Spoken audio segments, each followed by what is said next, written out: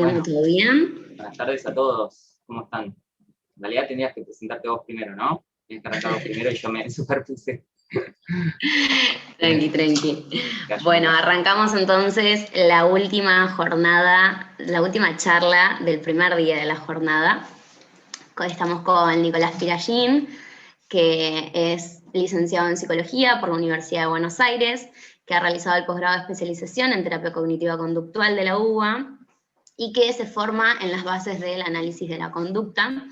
Desempeña su labor como psicólogo clínico y docente universitario y es fundador del equipo de difusión y formación Eduquera Psicoterapias, que figura en la pantalla en este momento. Eduquera es una página de Instagram que pueden ir a seguir, en la cual se están brindando cursos y se han dictado cursos el año pasado también, y nos está formando mediante posteos Nicolás Pirallín. Así que bueno, bienvenido, Nico. Hola Gilda, hola a todos, buenas tardes. ¿Me escucha del otro lado? No sé si ustedes me escuchan bien, espero que sí. Gracias por la presentación, Gilda. Estoy súper contento de estar acá y sobre todo de compartir con ustedes esta jornada con otros colegas de tanto renombre que estuve viendo que presentaron y fue colegas de los cuales yo aprendo. Así que súper contento, muchas gracias por la invitación de nuevo. Bueno, espero poder aportar algo humildemente pequeño desde mi parte.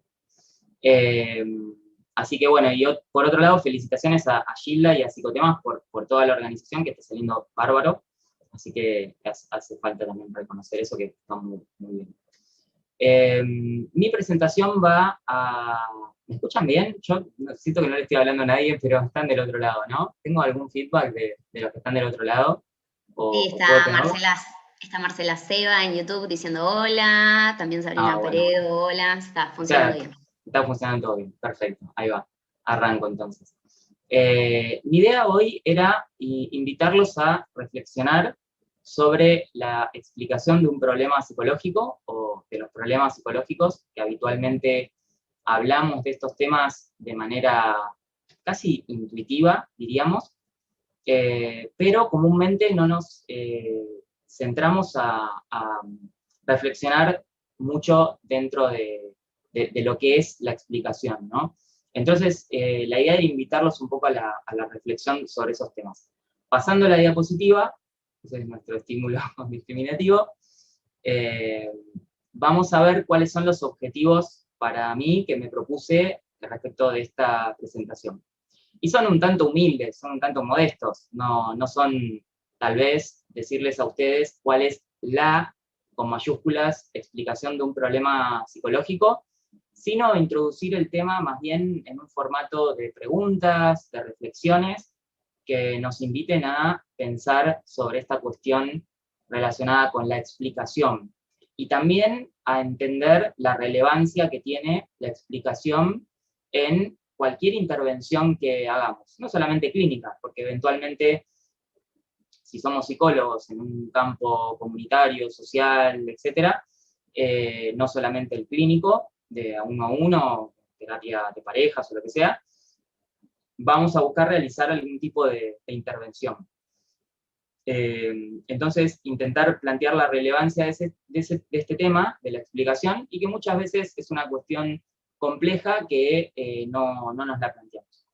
¿Por qué no pretendo responderla en la exposición? ¿Cuál es la explicación? Bueno, porque es un tema extremadamente complejo y los quiero invitar a reflexionar nada más. Yo mismo estoy aprendiendo de estos temas, así que no me doy el permiso todavía para decirles cuál es la explicación de un problema psicológico, porque hay muchas cosas implicadas en ese objetivo. Primero, cuál es la mejor manera de explicar algo psicológico, y por otro lado, cuál es la definición que le damos a eso psicológico que pretendemos explicar. Entonces es una cuestión evidentemente muy compleja que no pretendo resolver en la presentación, pero sí invitar a reflexionar, invitar a preguntas que nos generemos sobre el tema. Una de las cosas que les quería contar que me pasó revisando cuentas de Instagram, bueno, yo estoy con mi Instagram, Eduquera, y miro otros Instagram y demás, y en un momento me encontré con una cuenta de una colega recién recibida que era psicoanalista, ¿cierto? No voy a entrar en polémicas con la cuestión psicoanalista o no psicoanalista, porque sabemos que es un tema polémico, pero voy revisando sus videos, lo que ella comparte y demás, y en un momento ella dice, acá lo tengo anotado para no olvidarme, copié y pegué el comentario prácticamente, le decía a ella, a otra persona que le preguntaba acerca del inconsciente, de los lapsus, de los sueños, ella decía, pero ¿cómo explicás si no los sueños? ¿Cómo explicás si no los lapsus? Si no es, no lo completo esto último lo completo yo, si no es a partir de la hipótesis del inconsciente, ¿no? Ella estaba convencida, podríamos decir, que la única manera de explicar los lapsus y el inconsciente y, digamos, los lapsus y los sueños era la hipótesis del inconsciente. Eso me llamó muchísimo la atención porque para mí no era para nada claro ni evidente que el hecho de que existiera un lapsus o que existiera un sueño explicaba de por sí la existencia del inconsciente, pero evidentemente parecía, al menos, que para ella sí era evidente que el inconsciente existía, dado que existían los lapsus y los sueños. Bueno, me quedé reflexionando mucho en eso, y es un tema que me interesa mucho, el de la explicación que damos a las cosas, porque en general los psicólogos lo hacemos de una manera un tanto precaria, tenemos poca formación en filosofía de las ciencias, en epistemología, y como que, bueno, nos parecen evidentes algunas explicaciones que tal vez ameritan una reflexión posterior y una profundización, ¿sí?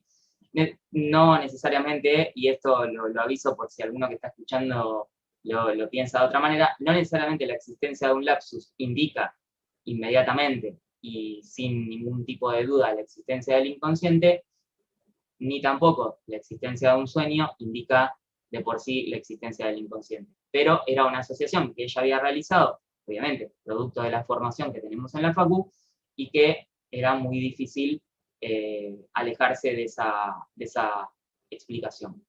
Así que bueno, motivado un poco por esas cosas que iba escuchando y por otras cosas que yo iba estudiando, elegí este tema. Pero de nuevo, no pretendo aseverar, no pretendo decir cuál es la explicación, al menos yo, de un fenómeno psicológico, sino nada más esto, ¿no? Cuestionarnos un poquito el tema. Bien, ¿estamos bien hasta ahí? ¿Puedo tener algún feedback de la audiencia o eso viene después? Pero voy a pasar la presentación a la siguiente, a la diapositiva, digo.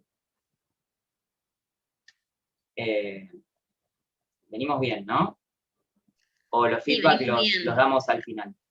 Ahí igual van llegando mensajes en YouTube, pero las preguntas, si te parece, las hacemos todas al final. Si hay algo importante igual entre medio, te interrumpo. Los chicos no pueden hablar ni se escucha el sonido, ¿verdad? Son preguntas. Correcto. Bueno, ok. Bueno, algunas consideraciones previas a un ejemplo que vamos a tratar juntos. Mi idea en la presentación de hoy era, además de hacer estas consideraciones previas, elegir un ejemplo, tratar de ver cuáles son las explicaciones que comúnmente damos los psicólogos a esas problemáticas psicológicas, y bueno, a partir de ahí reflexionar juntos sobre esas problemáticas y sobre esas explicaciones. No decir si esas explicaciones están bien o mal directamente, sino simplemente indicarlas y reflexionar sobre ellas. Primera consideración, la filosofía como punto de partida. Como les decía, los psicólogos tenemos muy poca formación en filosofía de la ciencia.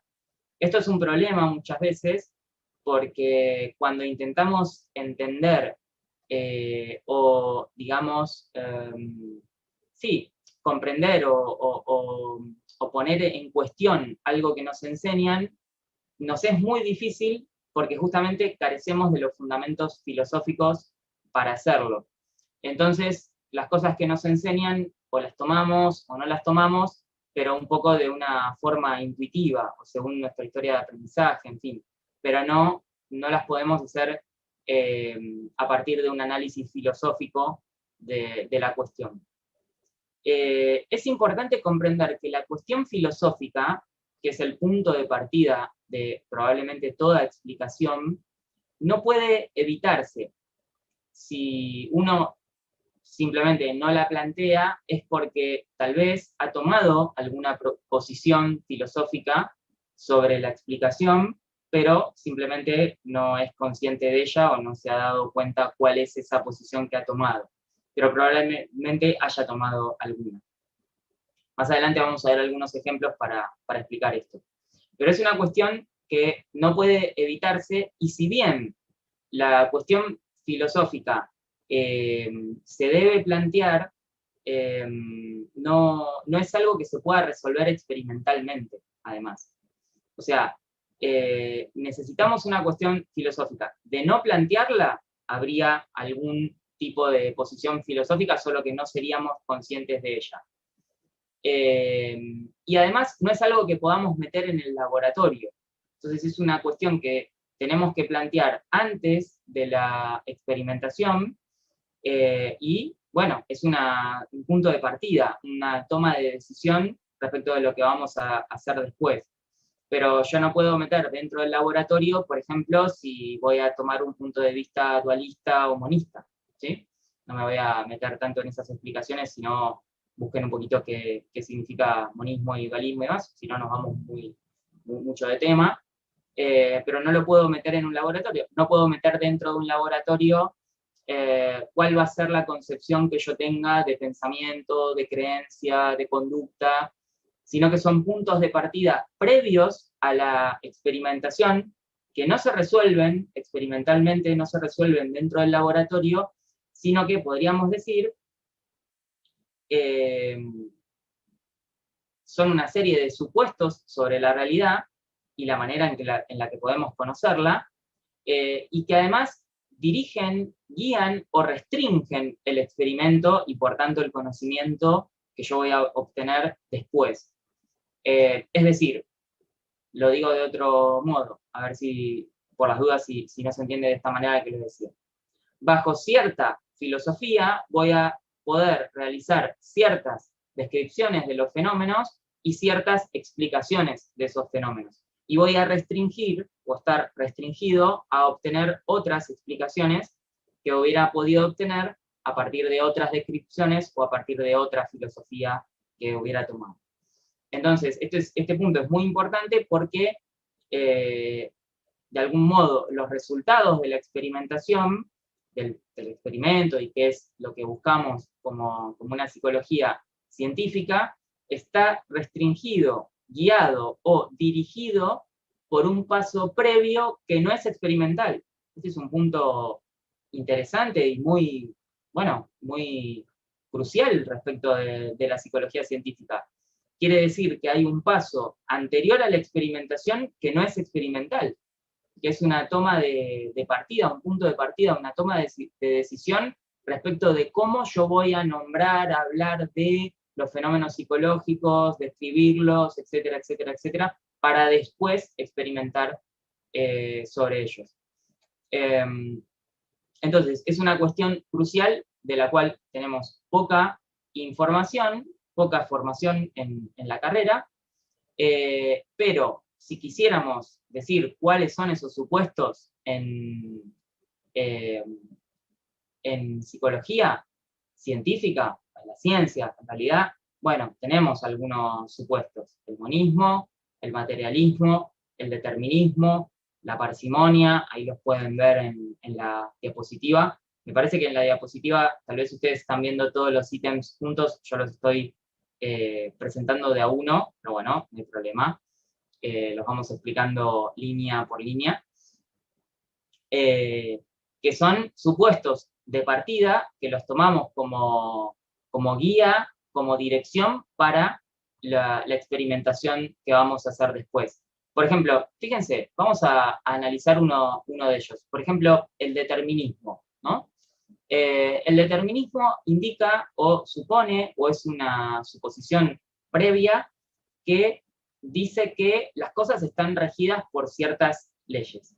O sea, la realidad no es algo caótico, casual, azaroso, que ocurre de la nada, sino que ocurre por algo, por determinadas causas. Por eso decimos que está determinado. Hablamos de determinismo. Pero fíjense cómo acá se empieza a filtrar la filosofía en nuestro análisis. Si nosotros, por ejemplo, decimos que el comportamiento no viene de la nada, puesto que está determinado porque es nuestro punto de partida científico, que hay determinismo de los procesos psicológicos, entonces el comportamiento no viene de la nada, sino que está regido por algún tipo de ley. Si yo considero una posición monista, que era la que describía hoy más temprano María Jesús Troján, bueno, que fue brillante su exposición, es una profesional que admiro y de la cual sigo aprendiendo mucho. Si nosotros tomamos esa posición monista, quiere decir que el pensamiento también es un comportamiento. El pensamiento, si no viene de la nada, viene de algo, y por tanto es algo que tiene que ser explicado. Por tanto, no puede ser explicativo en sí mismo, ¿sí? O hay que ver en qué condiciones es el pensamiento o la creencia de una persona explicativo o no explicativo. Y ahí se empieza a complicar todo, porque esas cosas que nos parecen tan sencillas, fulano tiene tal creencia, fulano piensa tal cosa, fulano siente tal cosa, se empieza a complejizar mucho cuando yo lo pongo bajo determinada filosofía como punto de partida y empiezo a encontrarme con inconsistencias, ¿sí? ¿Vamos bien hasta acá? ¿Quieren hacer alguna pregunta o frenamos un segundito? No sé, yo para no seguir todo junto y que queden algunas dudas, o lo vemos todo al final. Por ahora venimos bien y no hay ninguna pregunta. Bueno, bien. Bien, entonces, lo que más me interesa de este punto es que antes de ir a la experimentación, cualquiera sea, hay un punto de partida filosófico que tomamos acerca de cómo definimos los fenómenos y demás. Es la primera consideración de todas. Si no la hacemos de manera consciente, digámoslo así, alguna posición habremos tomado sobre ella, solo que no nos dimos cuenta, ¿sí? Pero es un punto importante a considerar. ¿Cuáles son los supuestos primeros de los que parte la ciencia? Esos que tienen en el renglón o párrafo final. Monismo, es decir, hay una sola sustancia, no existen varias. Suponemos que hay una única sustancia y que es material, ¿sí? No que existe una sustancia espiritual, otra angelical, otra material, otra... No es la suposición de la ciencia, sino que hay una sola sustancia material y además está regida por leyes, no es espontánea y viene de la nada y es incausada, sino que está causada por algo. Cuando hablamos de parsimonia, antes de pasar a la siguiente presentación, cuando hablamos de parsimonia, hablamos de que en la explicación científica intentamos dar la explicación más simple posible y con menor cantidad de elementos posibles.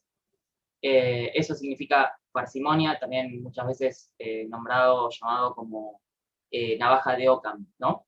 La posibilidad de hacer una explicación entre dos explicaciones, una muy compleja y una muy simple, me quedo al principio con la simple. Bueno, después la experimentación y replicación queda claro, me parece lo mismo. Pasamos a la siguiente, así no me extiendo sobre el tema.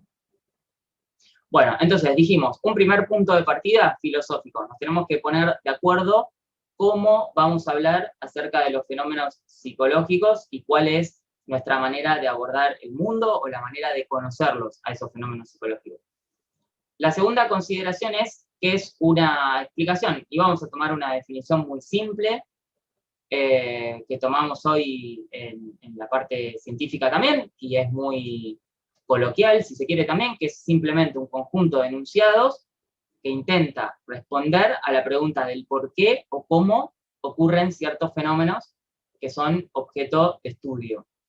Voy a poner toda la diapositiva porque ustedes creo que ya ven todo junto. En psicología clínica, tal vez vean que mi presentación está un poquito, digamos, sesgada a lo clínico porque soy psicólogo clínico, pero eso no quita que no sea aplicable a otros ámbitos, comunitario, social o cualquier otro que puedan estar trabajando o pensando trabajar, jurídico, etcétera, deportivo y otros más. Pero en psicología clínica hay, en general, hay muchas preguntas, ¿no? Yo elegí dos nada más, pero hay muchísimas preguntas que nos hacen ruido, que generan polémica, que generan debate, que son esas discusiones que vemos en Facebook que se matan unos con otros, no porque el psicoanálisis, no porque la TCC, y bueno, se arman unos líos bárbaros dentro de Facebook, o de cualquier otra red social. Una pregunta es, ¿por qué alguien tiene un problema psicológico, o por qué ese problema psicológico se mantiene? Y otra pregunta es por qué de entrar en un tratamiento alguien tiene una mejoría, o por otro lado, que ahí no está indicado, pero por qué no mejora una persona si entra en un tratamiento. Como pueden ver, y ya si estuvieron estudiando un poquito de psicología basada en evidencia y estuvieron leyendo algunas cosas de este tema, no es tan fácil saber que por el hecho de que una persona esté en tratamiento, eso indica de por sí que la mejoría o los cambios que esa persona indique son debidos a la acción del terapeuta o de la terapia o de las intervenciones de esa terapia. La verdad que para nada, no lo sabemos. En un principio puede ser o puede ser que no. Esas son dos preguntas que nos tienen siempre como en el debate y todavía al día de hoy siguen siendo debatidas. Bien, pasamos de presentación a la siguiente. Por el chat de YouTube están diciendo que, bueno, Sí. de por sí en psicología de la UBA, si se ve filosofía, se ve otro tipo de filosofía, no filosofía de la ciencia. Y también nos comentan que en la UNC, supongo que es la de Córdoba, tienen epistemología y es bastante completa. El tema es que se debería retomar estas cuestiones en cada curso como algo transversal, comentan. Sí, totalmente. Bueno, qué bueno saber que en la Universidad Nacional de Córdoba se tomen estas cuestiones. No lo sabía, gracias por el dato. Es importante. Y no, en la UBA nosotros no tenemos mucha formación en filosofía. Si bien tenemos una materia que es metodología de la investigación, yo no recuerdo haber trabajado estas cosas por lo menos. Pero puede ser que haya habido alguna actualización desde el momento en que yo me recibí, que fue hace algunos años. Así que no lo sé, eso no les puedo asegurar. Pero es una cuestión importante, porque hay muchas filosofías como punto de partida que nos van a delimitar un determinado objeto de estudio y nos van a delimitar, por lo tanto, restringir o posibilitar un determinado tipo de explicaciones y no otras. Si yo tomo el esquema de estudio psicoanalítico, voy a poder llegar a algunas explicaciones, pero me voy a perder otras. Si yo tomo el esquema que propone filosófico del análisis de la conducta, que explicaba brillantemente María Jesús hoy al mediodía, voy a poder hacer algunas explicaciones, pero no otras, ¿sí? Pero es importante tenerlo presente, cuál es mi punto de partida, ¿sí? Porque no es como que los datos están ahí de la nada, como que yo puedo ir a experimentar,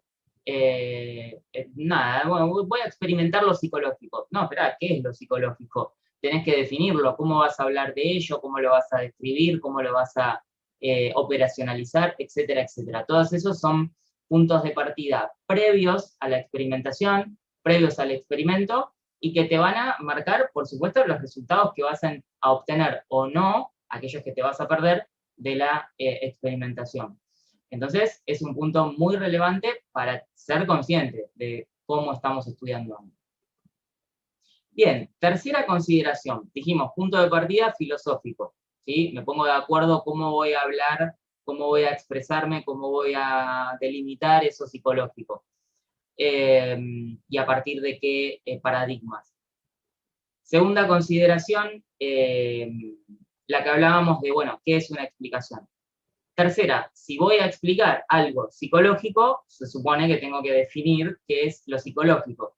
Y acá yo elegantemente voy a, no evitar esta cuestión, voy a darles algunas pautas, pero claramente que me estoy metiendo en aquello que es el objeto de estudio de la disciplina, de nuestra disciplina, y es probablemente lo más difícil, porque para Freud es el inconsciente, para Watson es la conducta manifiesta, para Skinner, o sea, hay un montón de formas de entender el objeto de estudio, y es uno de los problemas que tenemos en nuestro campo. Entonces, si bien no voy a evitar la cuestión, lo voy a pasar un poquitito rápido, diciendo que es, comúnmente aceptamos en psicología científica, que es el estudio del comportamiento que hace un organismo en un medio determinado, en un ambiente determinado. ¿Sí? Eso por un lado, respecto de qué es lo psicológico. ¿Sí? Es esa interacción que surge entre un organismo completo y su medio ambiente donde interactúa. Porque es importante mencionarlo, y no es trivial, el hecho de que no interactuamos o no emitimos comportamientos, pensamientos, emociones, etcétera, en la nada. ¿Sí? O sea, muchas veces se hacen análisis psicológicos de las personas o de las cosas que pasan en el día a día como si fueran intrínsecas naturalmente a las personas, pero en realidad esos comportamientos, esas emociones, esos pensamientos surgen en algunos contextos determinados, ¿sí? Y es muy, muy relevante tenerlo en cuenta. No nos comportamos en la nada, en una especie de éter donde estamos nosotros solos, emitiendo comportamientos y alrededor no hay nada. Un espacio así como si fuera, no hay, no, o sea, estoy en la galaxia, no sé. No, hay un montón de cosas en el contexto, un montón de estímulos, un montón de cuestiones de contexto social, cultural, etc. Un montón de estímulos. Bueno, pero ese es otro tema. Por otro lado, además de definir qué es lo psicológico, que voy a explicar, tengo que definir qué es un problema psicológico, porque además nosotros intentamos explicar problemas psicológicos, o también llamados, según la teoría o paradigma donde yo esté, trastornos, desórdenes, etcétera, psicológicos. Entonces, ya son varias definiciones ahí. O sea, si yo hago una explicación de un problema psicológico, tengo que definir todo. Tengo que definir qué es una explicación y cuál es mi punto de partida para esa explicación. ¿Qué es lo psicológico? Y cuál es la manera en la que voy a entender lo psicológico. ¿Y qué es un problema psicológico? Y, del mismo modo, cuál es la forma en la que voy a entender un problema psicológico. Claramente que esto es muy complejo y excede a los límites de la presentación. Les voy a dar algunas ideas. Pero lo importante o el objetivo para mí era que ustedes reflexionen sobre este tema, ¿no? Como les decía en la primera diapositiva, la diapositiva esa que llamé objetivos, era generar más formatos de pregunta que formatos de aseveraciones. Esto es así, esto es así, ¿eh? Sino, estas las cosas que decimos, estas las cosas que nos estamos preguntando hoy en día en el campo. Bien, ahora, un poquito más sobre este tema. ¿Cuándo un problema es, cuándo es un problema algo psicológico, ¿no? Como dice ahí el último renglón. Bueno, definimos, según el punto anterior, el comportamiento como una interacción que tiene el organismo completo, o sea, todo el organismo, con el medio ambiente.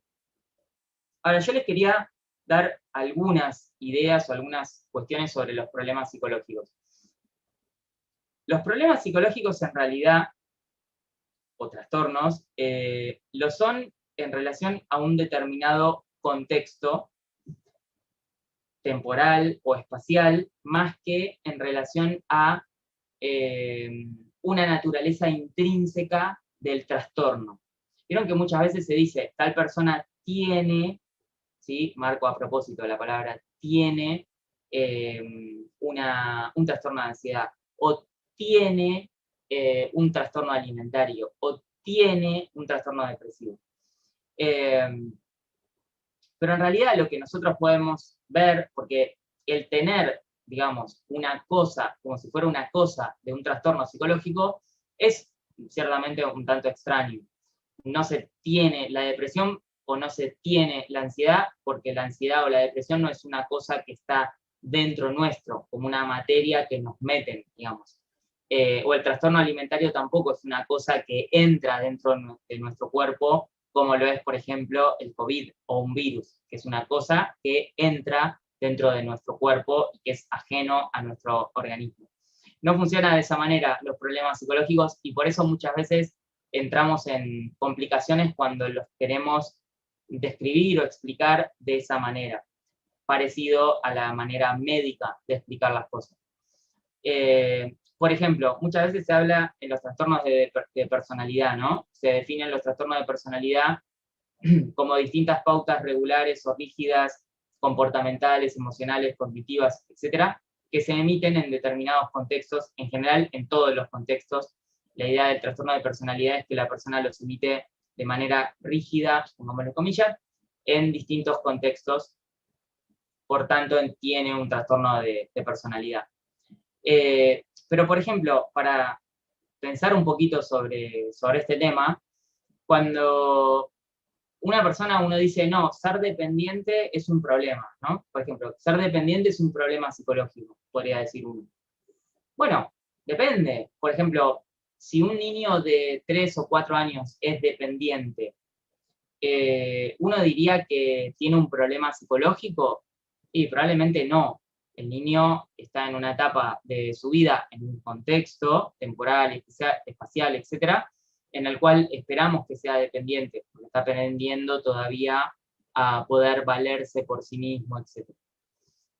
Por otro lado, un adulto, si ese adulto se encontrara en un tratamiento donde tiene que recibir un montón de indicaciones de enfermeras, médicos, que le dicen que tiene que hacer tal cosa, tal otra y demás, y esa persona acata todas esas indicaciones de los médicos, de la enfermera, y es muy, digamos, muy fácil de llevar en ese tratamiento, ¿no? Y se comporta de una manera, entre comillas, dependiente.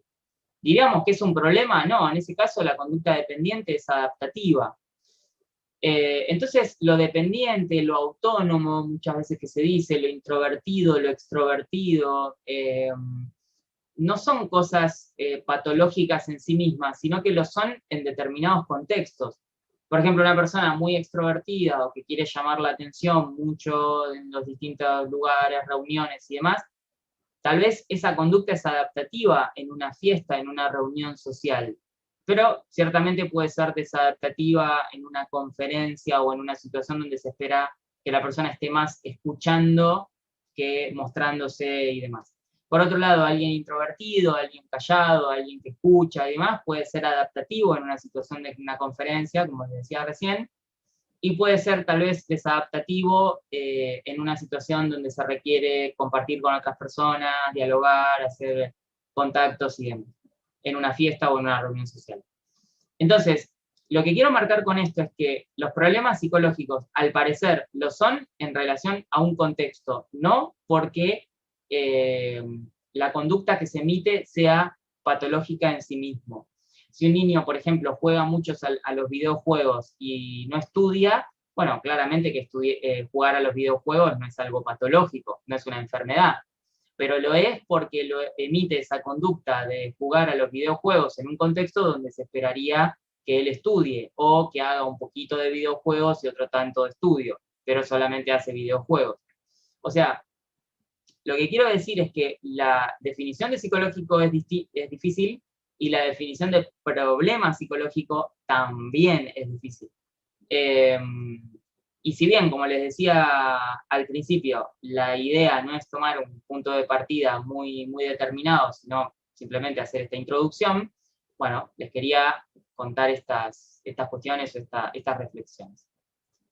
Bueno, vamos bien hasta ahí. ¿Hay alguna pregunta? ¿Hay algo que quieran consultarme o preguntar, o dejamos todo para el final?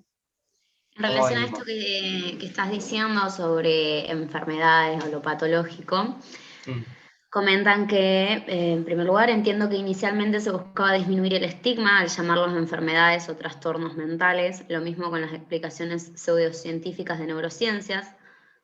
Y también comentan que el diagnóstico se asocia a una expectativa social de desempeño o desenvolvimiento.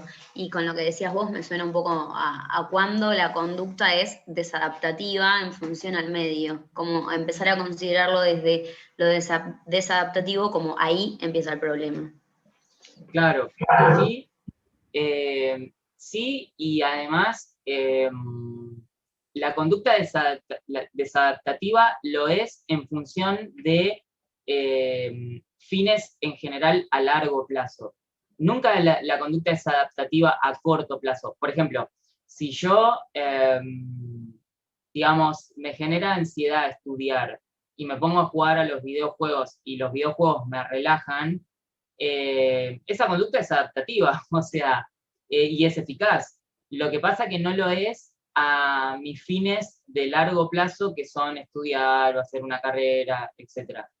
Entonces, si bien muchas veces decimos que una conducta es desadaptativa o disfuncional, también es otro término que usamos, es interesante pensar que es un tanto paradójico decirlo de esa manera, porque nunca una conducta puede ser no funcional al ambiente, porque supuestamente está respondiendo al ambiente, por lo tanto no puede no tener una función o tener una disfunción. Lo que sí puede ser es que tenga una función tal que sea incompatible con fines a largo plazo de esa persona, pero sí es compatible y eficaz a corto plazo.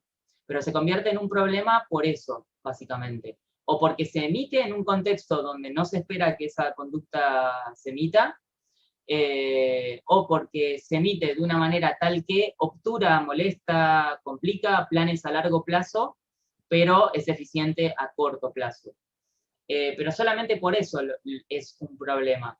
Por ciertas expectativas que tiene la sociedad y que tiene el propio sujeto que tiene el problema, de tener esas conductas o esos comportamientos. Bueno, no sé si me fui de tema o respondí lo No, que perfecto, habían muy, preguntado. muy claro, Nico.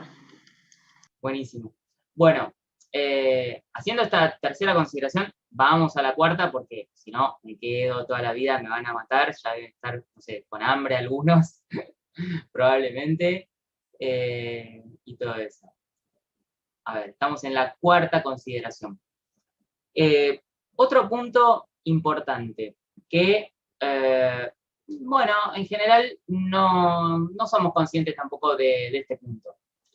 Hay algo que voy a explicar cuando voy a hacer una explicación psicológica, teniendo en cuenta todas estas consideraciones que hice al inicio, filosofía, qué es la explicación y qué es lo psicológico y qué es un problema. Hay algo que voy a explicar y hay algo que lo va a explicar, ¿sí? Comúnmente eso, técnicamente, en lógica, en ciencia, se llama explanandum y explanans, ¿sí?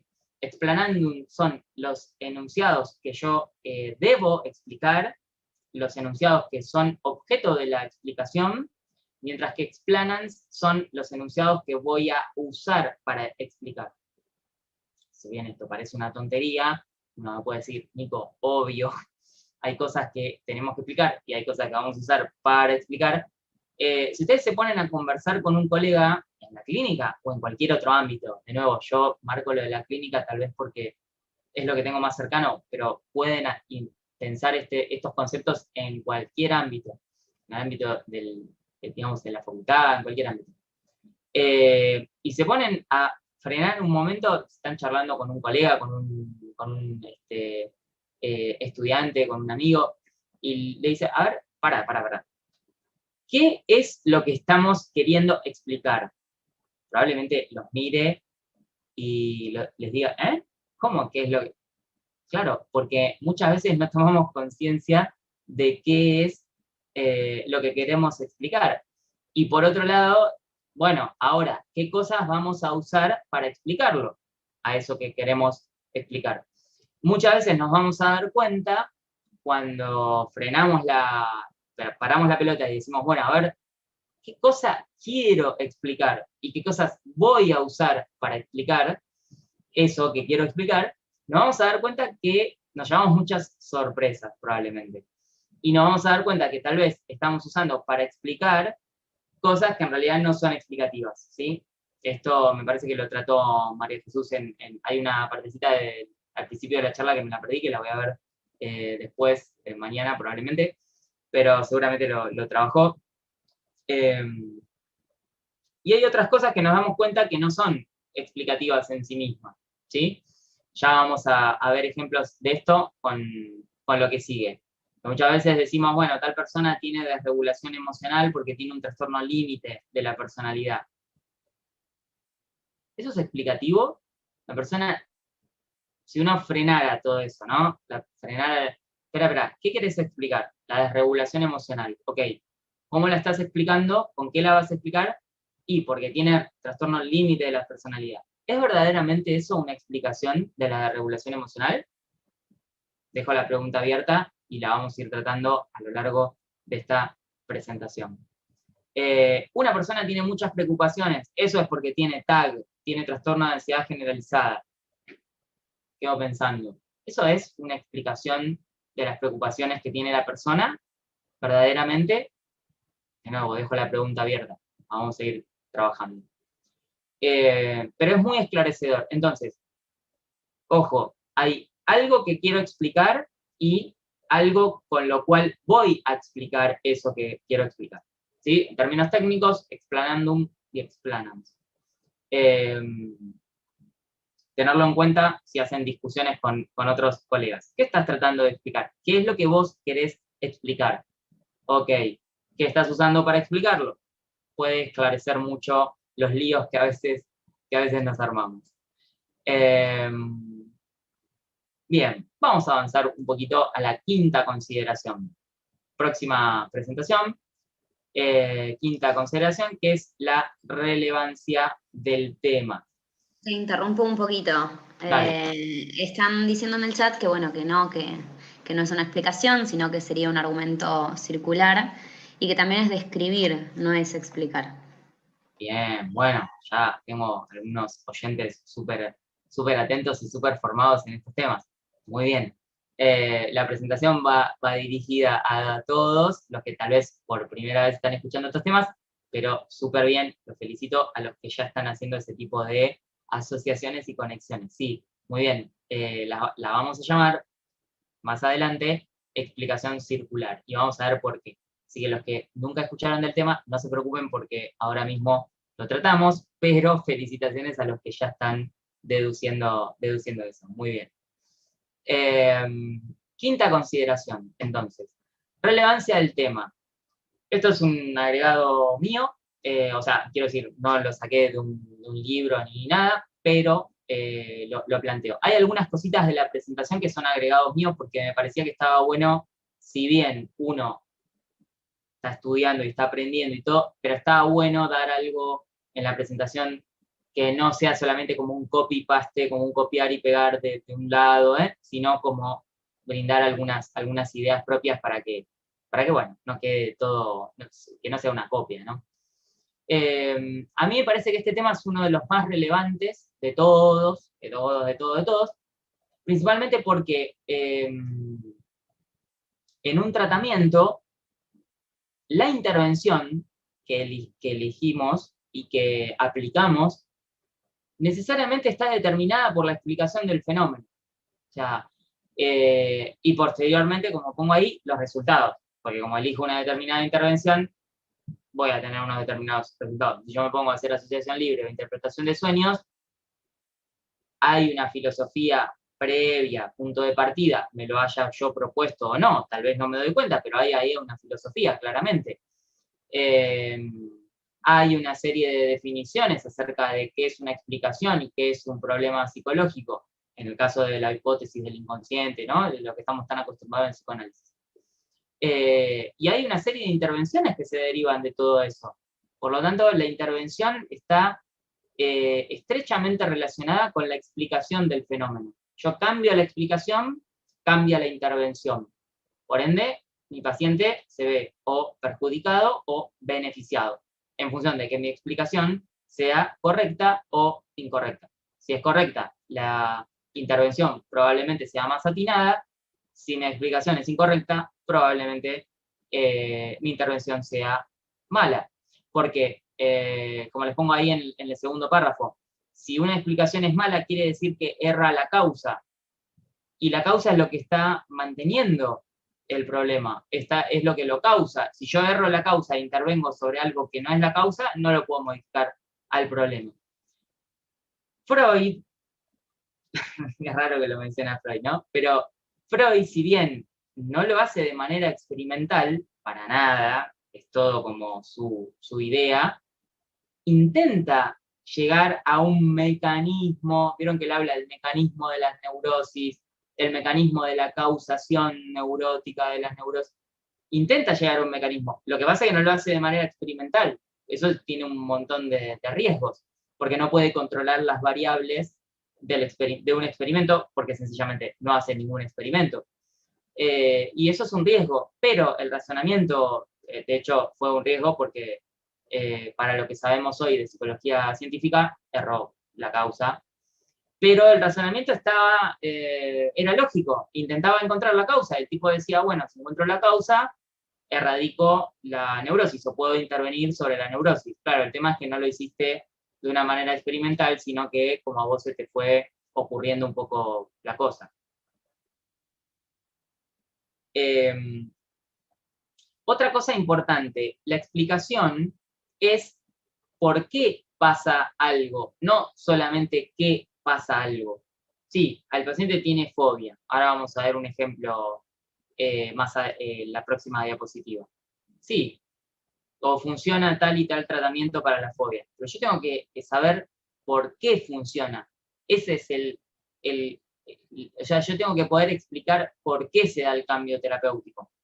No solamente qué funciona, si funciona un tratamiento u otro tratamiento. ¿Sí? Ahora lo vamos a ver más adelante. ¿Quieren hacer alguna pregunta? ¿Tienen alguna duda? Hasta acá yo voy pasando por...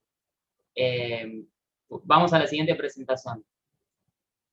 Voy como presentación a presentación, les voy preguntando. No sé si les parece bien esta dinámica o bueno. ¿Quieren hacer alguna pregunta, Gil, o tienen alguna pregunta? Hay algunos comentarios que están haciendo. ¿Está bien que yo frene así o querés que lo deje para el final? Vos decime. No, tal vez me estoy anticipando. No, la ponencia organizala como vos quieras, Nico, tranqui. Bueno, yo te voy comentando. Van diciendo que a veces se dice que tiene tag por los síntomas que lo indican y que no tiene síntomas porque tiene tag. Entonces, esta circularidad, ¿no? Es meramente topográfico y normativo en el sentido de si se ajusta o no a lo conocido como el trastorno X, también nos comenta Sergio. Bien. Marcela también nos dice que además, si no se caería en la idea médica de que hay algo subyacente que causa los síntomas, sin tener en cuenta el ambiente, el aprendizaje, los factores biológicos. Bien, bueno, qué bueno. Tengo una audiencia que ha estudiado, me parece, estos temas, o ya está estudiando estos temas, los felicito. Sí, tal cual. Vamos por ahí, vamos a llegar a esos temas. Muy bien. Yo acá lo que les hice, me gustaría mandar uno a uno las explicaciones, pero sé que ustedes las están viendo probablemente todas juntas.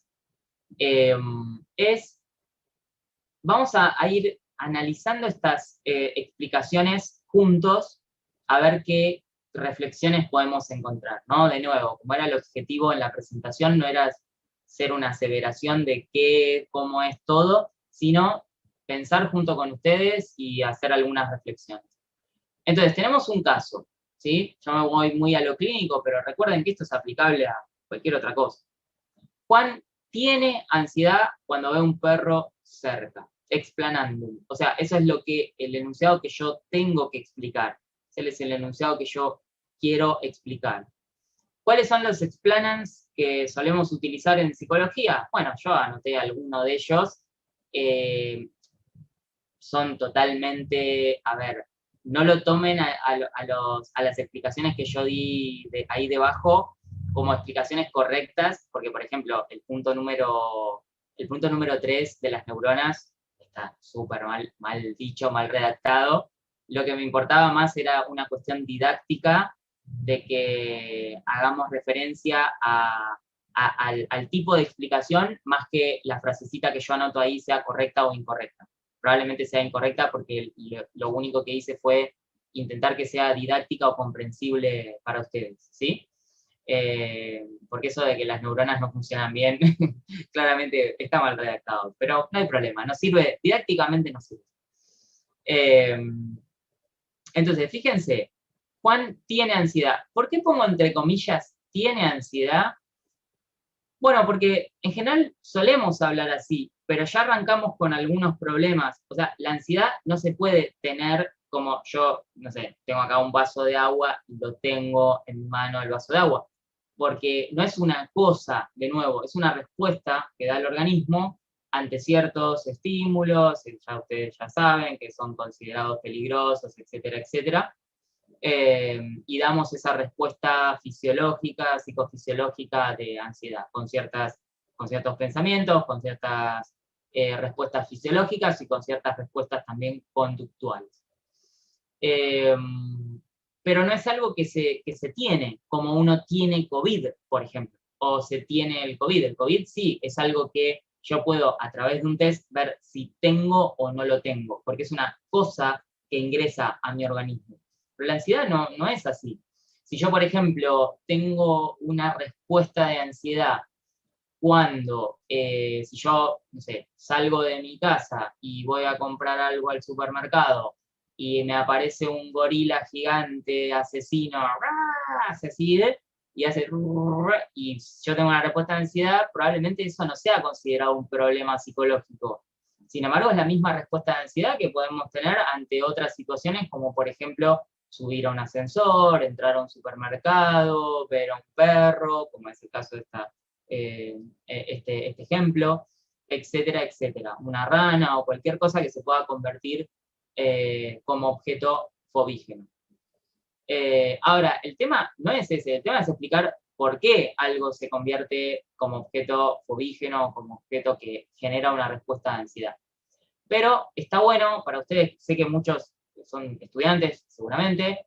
De hecho, aprovecho a felicitarlos por estar acá, que son las 8 de la noche de un viernes, estar escuchando esta charla. No sé cuántos somos, pero felicitaciones por ese entusiasmo. Pero no es algo que se tiene, es una respuesta que nuestro organismo emite ante ciertos estímulos que son peligrosos. Por otro lado, es una respuesta que compartimos con otros animales. Por eso muchas veces, cuando hablamos de aprendizaje, me estoy yendo un poquito de tema, pero ustedes, cualquier cosa, vos, Gilda, avísame, decime, Nico, quedamos poco tiempo, acortala. Lo que vemos es que muchos de estos mecanismos los compartimos con otros animales. Por eso muchas veces hablamos de organismo y la psicología del aprendizaje generaliza los resultados que encuentra con ratas, con conejos, etcétera, a nosotros.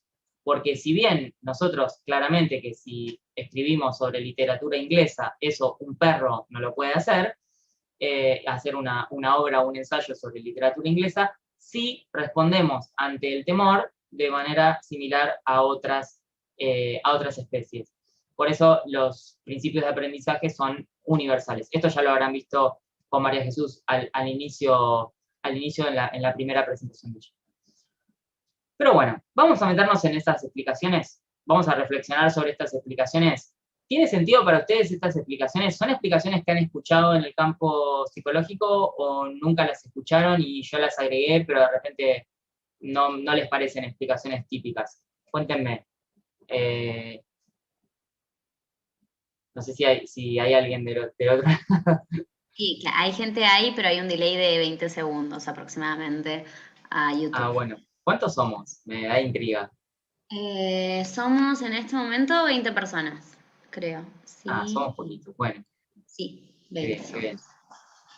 Y bueno, estas son, no sé qué les parece, si son explicaciones que han escuchado en la facultad, mientras leían algún texto, explicaciones que tal vez se les han ocurrido a ustedes.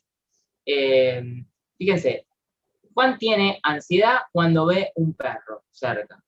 Yo tengo que explicar eso. ¿Cómo lo voy a explicar? Entonces, La primera explicación que ahí les propongo, porque tiene fobia a los perros. Vamos a ver qué problemas nos puede traer esa explicación. Segunda explicación, porque tiene la creencia de que los perros son peligrosos. Típica explicación cognitiva. Porque tiene un grupo de neuronas que no funciona bien y le genera esa respuesta de ansiedad. Típica explicación, tal vez más neurocientífica, biológica, etc. Porque la gran mayoría de jóvenes de la edad y nivel socioeconómico de Juan suelen tener un 80% de probabilidades de tener dichas situaciones de ansiedad. ¿Sí? Estoy inventando, de nuevo, esto no está tomado de ninguna investigación, es para un fin didáctico. Esa es típica de la explicación estadística. Explicación número 5, porque Juan tiene un complejo inconsciente edípico sin resolver, típico de la explicación psicoanalítica. Esta comentan en el chat que sí, que es típica. Sí, esa es muy típica, tal cual. Explicación número 6, porque ha aprendido a asociar a los perros con una respuesta de ansiedad. Ese es condicionamiento clásico. Esta es la explicación probablemente más científica del fenómeno, que es la que habrán visto con María Jesús más temprano. O 7, porque la ansiedad hoy es un fenómeno biopsicosocial y cultural, y por tanto es una respuesta que los jóvenes suelen emitir. Bueno, vamos a analizar cada una de estas explicaciones a ver dónde nos llevan. Vamos a la siguiente diapositiva. La siguiente diapositiva dice que comúnmente la explicación número 1, Juan tiene ansiedad porque, por eso el meme, Juan tiene ansiedad porque tiene fobia, es una explicación comúnmente llamada circular. Muchos de ustedes ya lo mencionaron en el chat, así que entiendo que ya lo tienen claro, muy bien por eso. O también llamada pseudoexplicación. En realidad no es ninguna explicación. Es, si se quiere, una forma de expresarnos que nos puede servir para comunicarnos en el día a día, que nos puede servir para comunicarnos con otro colega, tal persona tiene fobia específica, por eso desarrolla tal cosa, pero verdaderamente no es una explicación. ¿Por qué? Porque la causa y la consecuencia, en realidad, si lo ven bien ustedes, es exactamente lo mismo. O sea, la fobia a los perros se define por ansiedad a los perros, por tanto, ansiedad a los perros no puede explicarse por lo mismo que se define la consecuencia, porque son tanto causa y consecuencia exactamente los mismos elementos. No puede ser eso una explicación. Por eso se habla de explicación circular, porque la causa y la consecuencia es la misma, ¿sí? No es una explicación.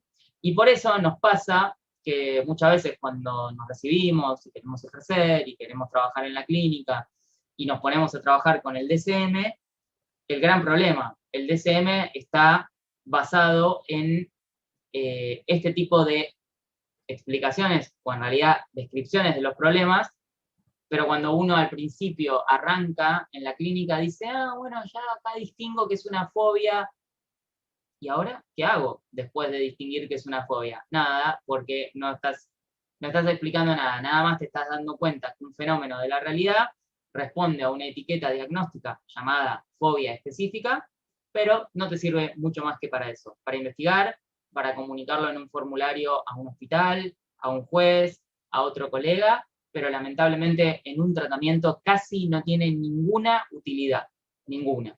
Más que revisar algún tratamiento si quiero basado en evidencia y demás, por si no conozco mucho los procesos de aprendizaje que pueden estar en juego, pero más que eso no me va a ayudar. Entonces es muy interesante y muy importante darnos cuenta, porque la otra vez de esto se desprenden muchas explicaciones, pseudo explicaciones que damos. Podríamos decir, Juan tiene preocupaciones porque tiene TAG, trastorno de ansiedad generalizado. No, porque el trastorno de ansiedad generalizado es tener preocupaciones. Por tanto, tener preocupaciones no puede ser la causa de tener preocupaciones porque son lo mismo. O Juan tiene desregulación emocional porque tiene TLP, trastorno límite de la personalidad. De nuevo, trastorno límite de la personalidad se define por desregulación emocional. Por tanto, Juan no puede tener desregulación emocional por desregulación emocional. O sea, estamos en un círculo, ¿sí? Muy importante, parece una tontería, tal vez es sencillo, tal vez alguno de ustedes lo sabía, pero tal vez alguno no, y es muy importante que lo advierta, que esto no es una explicación. Es una manera de hablar. Eso no tiene nada de malo. Nos sirve para comunicarnos. ¿Sí? ¿Vamos bien hasta ahí? ¿Preguntas que quieran hacer? Estoy abierto a ello. Recuerdan la fobia de Juanito con tu ejemplo, y que también, bueno, estaba muy bueno la explicación con memes. Con memes. Bueno, Sí. tengo poquitos en esta presentación, pero quise preparar más, pero la verdad que no se me ocurrieron y no tuve el tiempo. Pero este es uno de ellos y creo que quedó bueno. Bueno, vamos a la siguiente. Explicación racional o normativa. Esta es una explicación típica de la terapia cognitiva, el de las creencias, ¿no? El de las creencias, las cogniciones, las creencias intermedias, los pensamientos automáticos, es lo mismo, todo lo mismo. Son niveles cognitivos distintos, pero está muy bien explicado en el libro de María Jesús Rojan, que expuso antes que yo. Si lo quieren ver en el análisis funcional de la conducta humana, los primeros capítulos, creo que es el capítulo 3, donde ella aborda el problema mente-cuerpo, ahí lo pueden leer y está súper claro, pero para alguno que no esté en el tema, lo tratamos. Y ojo, admite distintas acepciones, distintos abordajes. El de María Jesús es uno, pero hay otras opciones, o sea, hay concepciones que consideran aceptable y legítima como explicación a la creencia de que los perros son peligrosos, ¿sí? La posición cognitiva, el cognitivismo, es una posición que eso se puede considerar de manera legítima como una explicación. En general, las disciplinas empíricas y relativas a las ciencias naturales, como es el análisis del comportamiento, que era lo que se exponía al principio María Jesús y Miriam después más tarde, no son muy afines o no son muy de estar en sintonía con las explicaciones racionales, no son suficientes, si no se aceptan como explicaciones las explicaciones lógicas o normativas o racionales, sino que se aceptan como buenas explicaciones las explicaciones empíricas, porque son aquellas que relacionan hechos naturales entre sí, ¿sí? Son disciplinas que intentan explicar leyes empíricas o relaciones empíricas entre hechos naturales. La posición en este aspecto de los empiristas es que esta es una razón por la cual Juan no se ajusta a la conducta esperada en ese contexto determinado, que es frente a un perro donde no hay ningún riesgo, digamos, es un perro, digamos, imaginémonos un perro normal, un perro que está tal vez atado, un perro que igual desarrolla una respuesta de ansiedad. Una posible explicación, bueno, tiene la creencia de que son peligrosos o no es razonable que tenga ansiedad frente a un perro que no representa ningún peligro, ¿sí? Pero esa es la razón por la cual la conducta de ansiedad no se adapta o ajusta al contexto en el cual se emite, pero no es una explicación empírica válida. Desde el punto de vista cognitivo puede ser, y desde algunos autores, puede ser una explicación legítima, ¿sí? Acá hay distintas acepciones. Yo para mostrarles todas las posiciones posibles. Bien, ¿vamos bien hasta acá? ¿Alguna pregunta con la explicación racional o normativa o cognitiva o de creencias o de intenciones o de motivaciones, etcétera? Acordate que hay un pequeño delay, pero por ahora nada. Bueno, bien, perfecto. Cualquier cosa me dicen. La otra explicación que solemos dar es la biológica o cerebral. Hoy en día muy en boga, muy presente, que es la idea de, bueno, está muy mal expresada por mi parte, de Juan tiene un grupo de neuronas que no funciona bien a nivel cerebral, por tanto, le hacen emitir la respuesta de ansiedad. Si bien esto hay que verlo, porque si yo, no sé, le pongo un clavo a mi cerebro así, ¡pam!, de acá, bueno, claramente que eso va a ser causa de algo, en general conviene y esclarece mucho el concepto de los niveles de análisis. Son niveles de análisis diferentes. Una cosa es el nivel de análisis conductual, ahí lo tienen, esto lo tomé del libro de Dunham que se llama Principios de Aprendizaje y Conducta, si lo quieren buscar, lo tienen en las redes, lo van a encontrar fácilmente.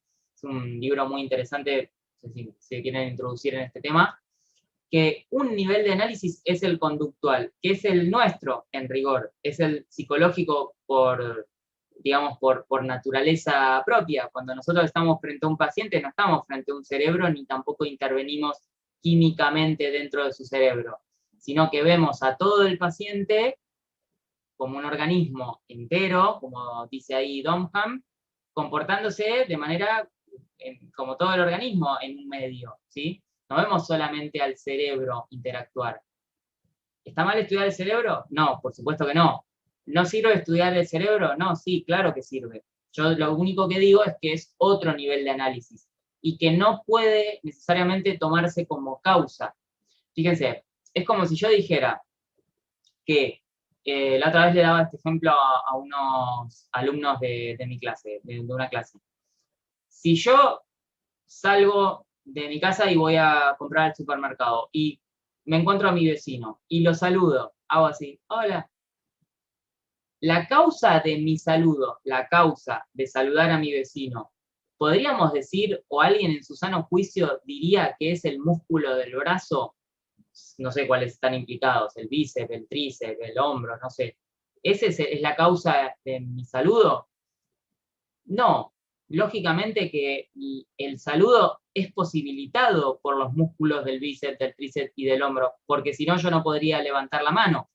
Del mismo modo que si no hay cerebro no habría conducta. Yo saco mi cerebro, no me voy a comportar. Pero del mismo modo que si yo saco mi corazón, no me voy a comportar. O sea, no es solamente el cerebro. El cerebro entonces, desde esta perspectiva, del mismo modo que los músculos, no es una causa, no es algo que emite la conducta, sino que reacciona para después mi cuerpo, mi organismo, emitir la conducta. En ese caso, ¿a ustedes qué les parece más lógico? ¿Considerar que la causa de mi saludo a mi vecino es mi vecino, porque yo he aprendido a lo largo de mi historia a saludarlo, y porque después eso trae ciertas consecuencias, que es que yo me llevo bien con mi vecino, y eventualmente si le pido algo, él me ayuda y yo lo ayudo a él, etc.? ¿O mi cerebro está generando esa conducta? Me parece que tiene más sentido la primera explicación. Es más probable que mi cerebro está en un mundo donde reacciona ante ese mundo donde está. No genera el mundo, mi cerebro, ¿sí? Mi cerebro es una cosa súper compleja, súper interesante de estudiar, pero está en el mundo, no lo genera, de nuevo, ¿sí? Está, digamos, a merced de los estímulos que se le presentan y de los cuales reaccionan. Cuando yo, por ejemplo, aparece el perro y reacciono con una respuesta de densidad, ¿mi cerebro lo necesito para reaccionar? Sí, pero no es la causa, es lo que posibilita que yo reaccione con una respuesta de densidad, etcétera, etcétera. La causa, evidentemente, es la asociación que yo hice con el perro y que el perro es peligroso, y etcétera, etcétera. Y ese condicionamiento clásico, ¿sí? No sería muy sensato pensar que la causa es mi cerebro, porque ante otros estímulos no genero esa respuesta, ¿sí? Bien, espero haberme explicado con esto. Cualquier duda me dicen, y antes de pasar a la siguiente diapositiva, estoy abierto a cualquier pregunta que quieran hacer. Entonces, el cerebro, antes de pasar a la siguiente, es un mero, si se quiere, ¿sí? Lo voy a desprestigiar un poquitito porque como está tan alto hoy en día lo voy a bajar un poquito. Es un mero respondedor de estímulos, un mero receptor de estímulos, pero es reactivo, no piensa, ni siente, ni hace nada, no tiene intenciones, es un cacho de carne súper complejo que reacciona a cosas que pasan en el medio, pero no es la causa como vamos a ver un poquito más adelante, según Aristóteles, eficiente, la causa que genera el movimiento de la conducta. Lo posibilita, del mismo modo que mi brazo posibilita que yo salude a mi vecino, pero nadie en su sano juicio diría que el músculo del bíceps causa ese saludo. Porque el músculo del bíceps se usa para muchas otras cosas, también se usa para comer, contenedores, también se usa para, no sé, manejar, también se usa para hacer clic con el mouse. Sin embargo, no es la causa, es algo que posibilita o permite que esa conducta se emita. Vamos bien hasta ahí. Voy a esperar unos segundos para que escuchen esto, que creo que lo van a escuchar dentro de 20 segundos. Y si tienen alguna pregunta, adelante. Por ahora preguntas no, pero mencionan que, bueno, esto que es reduccionista.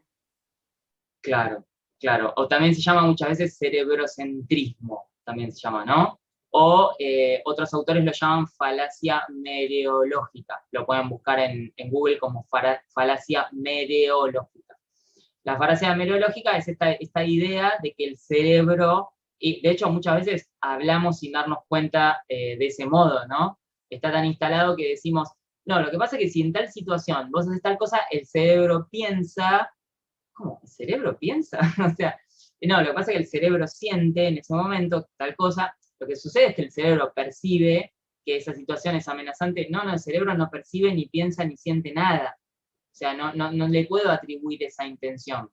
El cerebro, de algún modo, pero no intencional, no como una persona dentro de mí que reacciona ante las cosas. Obviamente que reacciona, pero no porque piensa, porque siente, o porque desea, o porque tiene intenciones, o porque le parece al cerebro. Pues si no, como decía Marino Pérez, volvemos a un dualismo, pero ahora en vez del fantasma en la máquina, está el cerebro en la máquina. O sea, en vez de estar la mente, o digamos el espíritu, o no sé qué, ahora es un cerebro. Digamos, es un poquito más elegante científicamente, pero seguimos en el dualismo. Esta es una posición que tiene Marino Pérez, que es muy interesante de escuchar. Marino Pérez Álvarez, si lo quieren buscar y leer sus textos, es sumamente interesante y muy esclarecedora, digamos, su opinión sobre estos temas. Un lujito, Marino Pérez. ¿Cómo? Un lujito, Marino Pérez. Sí, totalmente. También te comento que ponen Wendy Gutiérrez, pone Vamos Bien, y está haciendo un tema muy interesante. Bueno, muchas gracias, Wendy, me alegro que así sea. Bien, entonces, estos temas en la clínica, para los que les gusta la clínica, la parte cerebral, ¿no? La parte, ¿tiene alguna utilidad? Casi ninguna, casi ninguna. Solo, obviamente que tiene utilidad, sería bueno que un psicólogo sepa cosas de neurociencia, cosas de neuro, de biología, de, digamos, psicofarmacología. Sí, por supuesto, no estoy diciendo que no. Pero no es nuestra especialidad específica, no es donde nosotros vamos a intervenir. Es bueno saberlo porque si un paciente viene medicado, porque si un paciente viene con una sustancia, porque si un paciente viene con una lesión cerebral, yo sé que puede afectar o hacer variar su conducta de alguna manera, ¿no? Lo que me parece que María Jesús mencionó en la exposición como variables disposicionales, si no lo habrán visto con Miriam. Puede variar su conducta, pero no es causa, ¿sí? Nosotros con la explicación estamos buscando la causa, no solamente algo que altere la conducta, ¿sí? Si yo a una persona le doy una sustancia y la dejo, no sé, así, bueno, sí, es la causa, es y no es. Es una causa que no es la misma que la causa que nosotros referíamos con el tema de que si pasa a mi vecino yo lo saludo, ¿sí? Si yo, por ejemplo, me pongo una inyección en el brazo, que se duerme el músculo del brazo, ¿verdad? Me queda así, y yo no puedo saludar, sí, eventualmente la causa de que yo no pueda saludar es la sustancia que yo puse en mi brazo, que durmió, el músculo o los músculos implicados en el saludo. Pero en realidad esa sustancia está impidiendo la conexión funcional o causal entre el estímulo vecino y mi respuesta de saludo. Es una causa y no es una causa de otro orden, de otra forma, ¿sí? Entonces, muy importante tenerlo en cuenta cuando trabajamos con psiquiatras, cuando trabajamos con otras disciplinas o de manera interdisciplinaria. Todo bien, todo bárbaro, pero cuidado, la parte conductual no se reduce a la parte cerebral. Tiene otras leyes y tiene otra forma de funcionamiento independiente a la cerebral. ¿Se complementan? Sí. ¿Podemos estudiar y es bueno estudiar ambas? Sí, por supuesto. De ningún modo estoy diciendo que no hay que estudiar el cerebro. Solamente distinguiendo los niveles de análisis, como ahí lo hace Domham. También después él menciona el nivel molecular, genético y demás.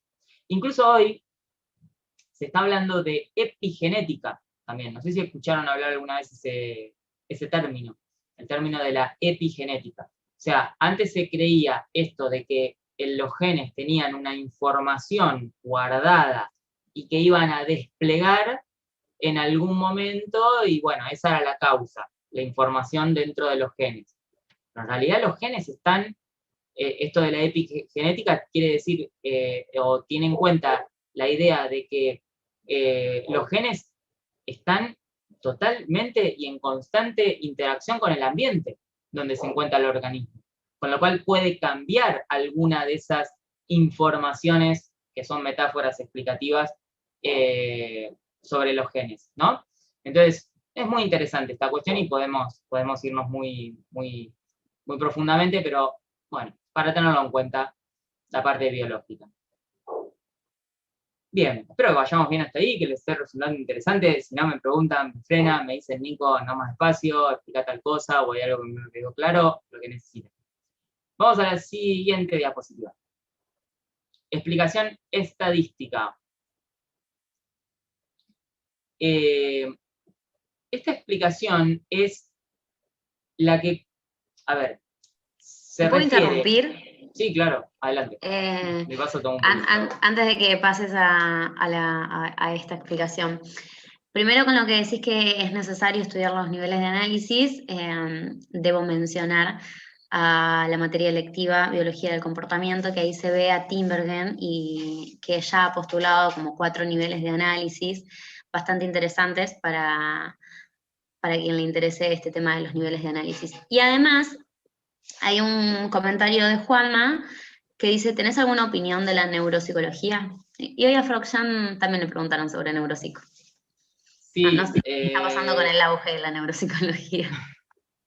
Sí, la escuché. Bueno, primero, respecto al comentario primero que hiciste, me alegro que hayan comentado esos temas con ese autor, y está bueno que, sí, veo que cada vez más, porque, bueno, yo terminé la carrera hace unos años, y se va como, va viendo como cambios dentro de la carrera, y eso está bueno, y como la optativa de TCC, bueno, y otros temas que se van incorporando. Respecto de la neuropsicología, la verdad que no tengo una opinión formada. Escuché lo que dijo hoy María Jesús, es interesante lo que dijo, me quedé pensando, de hecho.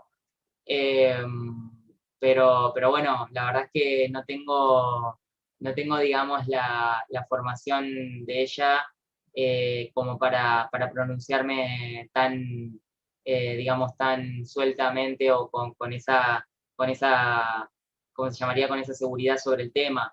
Me gustaría pensarlo el tema y responderte mejor más adelante, o reflexionarlo yo para no dar una respuesta así muy poco elaborada. Sin embargo, cuando escuché lo que dijo hoy María Jesús, me pareció muy interesante y sinceramente me dejó reflexionando sobre el tema.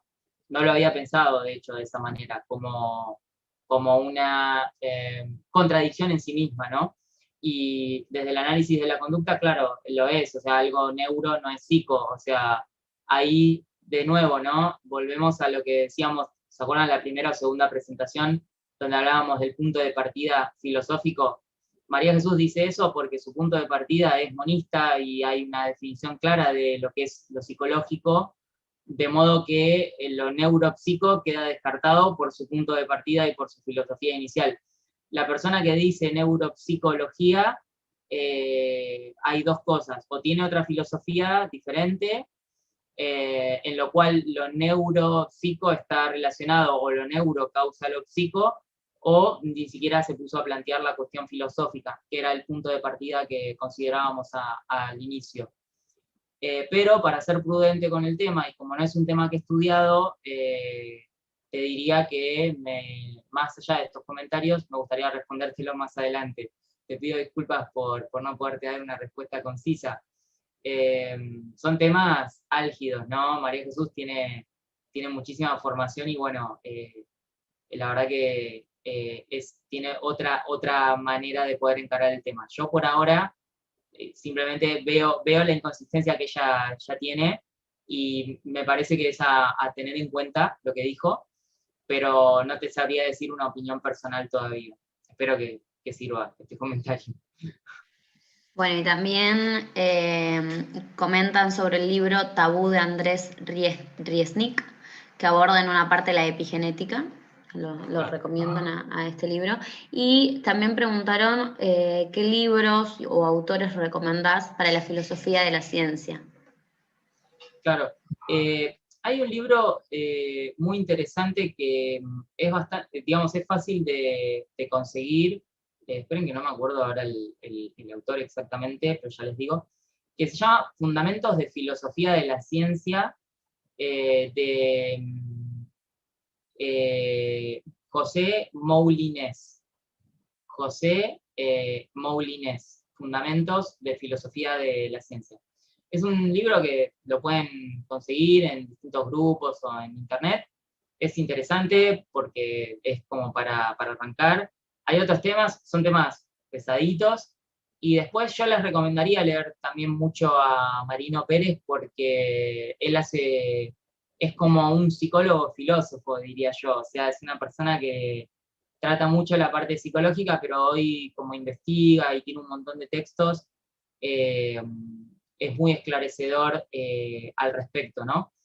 Él muchas veces, respecto de este tema que vamos a tratar ahora, que es la explicación estadística, él habla, Marino Pérez Álvarez, ¿no? Un referente en España, lo conocerán, si no, búsquenlo, Marino Pérez Álvarez, respecto de la terapia de tercera generación, y bueno, es un referente hace muchos años. Él habla de esto de, en vez de hablar de prácticas psicológicas basadas en evidencia, vieron que nosotros siempre decimos psicología basada en evidencia, práctica basada en evidencia. Él dice, cuidado, estemos atentos también a la evidencia basada en la práctica, ¿no? A la evidencia basada en la práctica. Invierte los términos. En vez de práctica basada en evidencia, él dice evidencia basada en la práctica.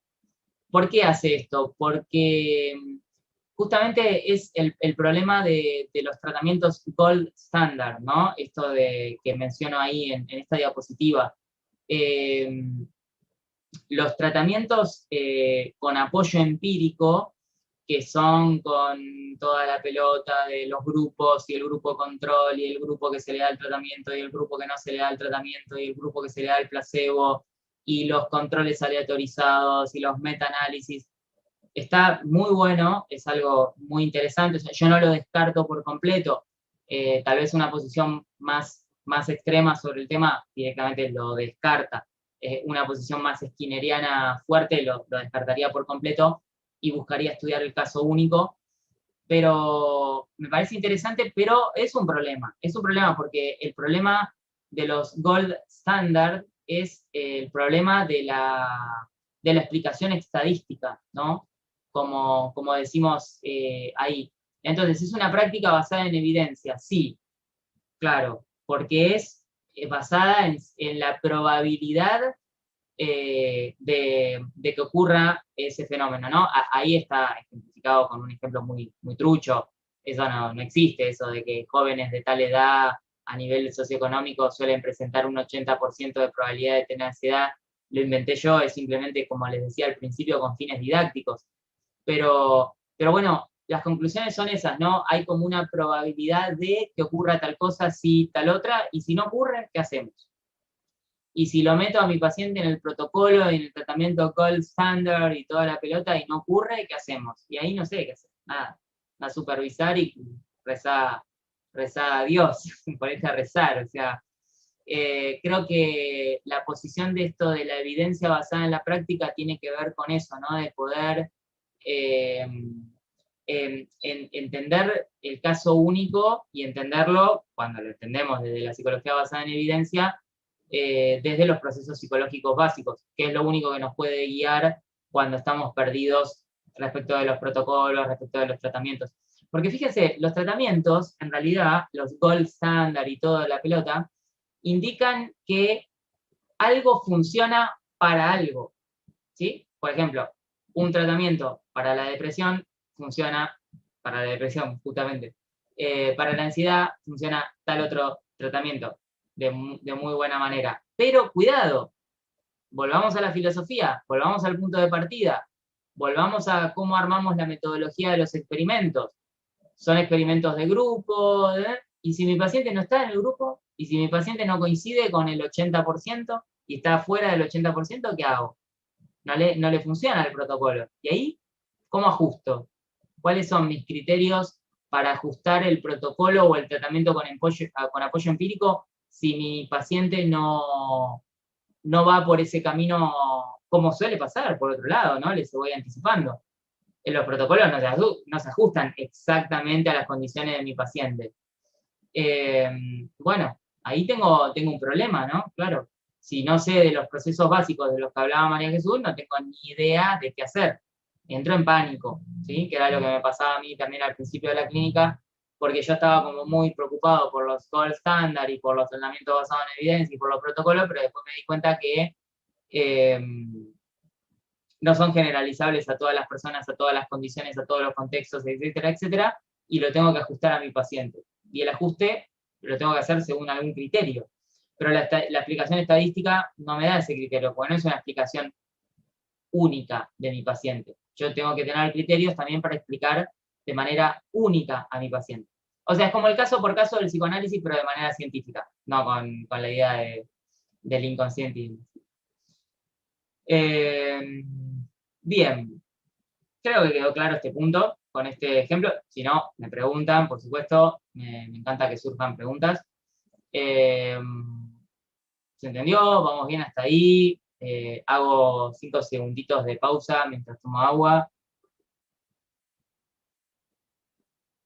Por ahora en el chat todo bien. Bueno, Y además nos queda media hora, debo decir. Está muy interesante, pero nos queda media hora. dale, vamos avanzando. Bueno, este lo voy a pasar rapidito, ya que estamos en una charla de psicología basada en evidencia. La explicación inconsciente, la que vemos en la facu, la que esta chica en su Instagram decía, ¿cómo vas a explicar si no los sueños, si no es por el inconsciente? ¿Cómo explicarías si no los lapsus, si no es por el inconsciente? Bueno, por un montón de otras formas. Podemos explicar ya sea los lapsus del sueño o cualquier otra cosa. Pero bueno, podría considerarse una pseudo explicación o explicación circular, como vimos más arriba con el tema de Juan tiene ansiedad a los perros porque tiene fobia a los perros. ¿Sí? Es una explicación que donde la única evidencia que tengo del complejo inconsciente, claramente como nada es algo observable, ni mucho menos, ni comunicable por el paciente, ni nada, son las conductas de Juan de miedo y evitación ante los perros. Por lo tanto, podría ser considerada una pseudo explicación.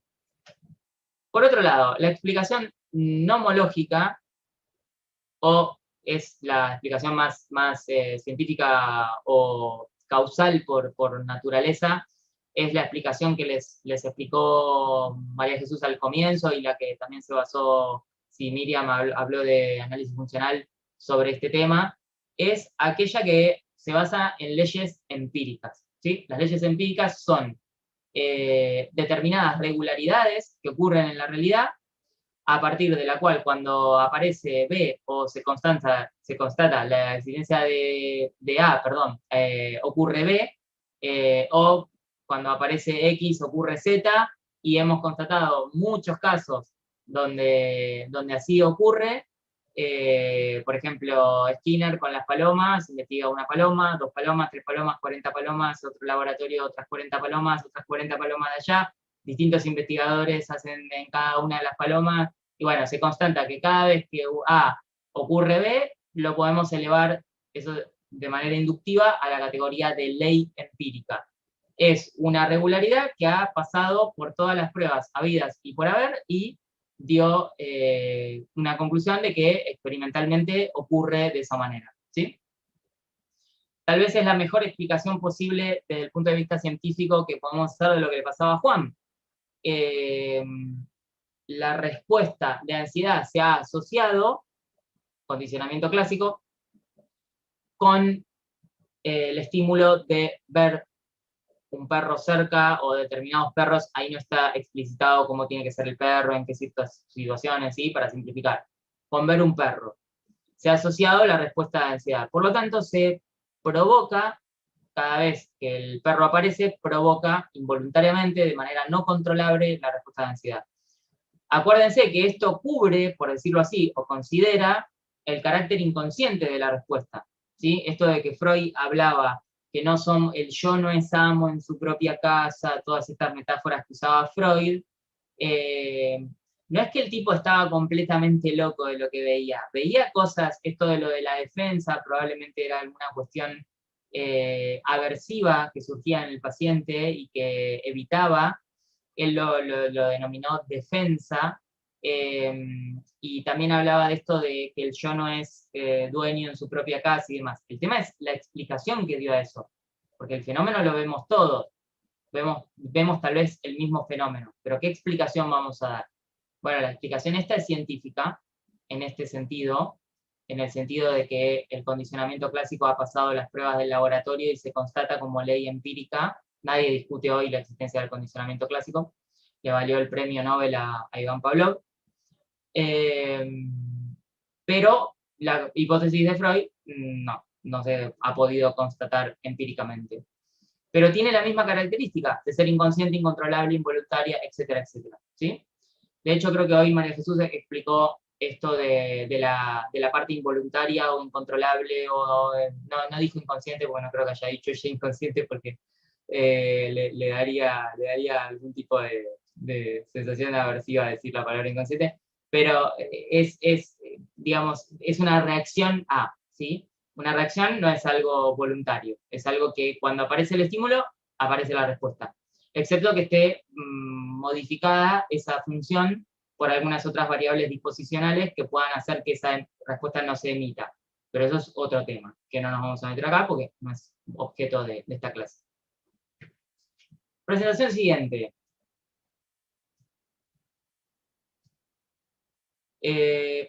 La explicación, la referencia muchas veces llamada biopsicosocial, ¿no?